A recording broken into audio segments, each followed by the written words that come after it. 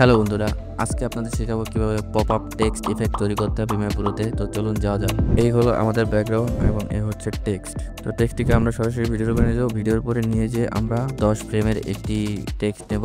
তো আমরা 10 ফ্রেম অনুযায়ী কেটে নেব। কেটে নেওয়ার পরে আমরা এই টেক্সটের উপরে একটি ইফেক্ট অ্যাপ্লাই করব। ইফেক্টটির নাম হচ্ছে ট্রান্সফর্ম। তো ট্রান্সফর্মটিকে এখান থেকে আমরা সরাসরি ভিডিওর উপরে অ্যাপ্লাই করব।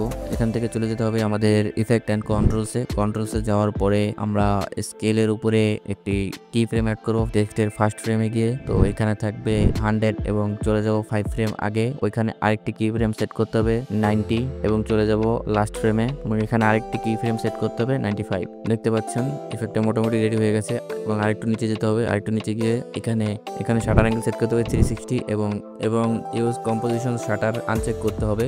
আমাদের ইফেক্টটি এই মুহূর্তে রেডি হয়ে গেছে। তো দেখতে পাচ্ছেন ইফেক্টটি কেমন হয়েছে এবং এই ইফেক্টটিকে এখন আমরা আমাদের নতুন ভিডিওতে অ্যাপ্লাই করতে পারবো ভিডিওকে আরো সিনেমেটিক লুক দেওয়ার জন্য। তো আজকের ভিডিও এই পর্যন্তই, দেখা হবে পরের ভিডিওতে।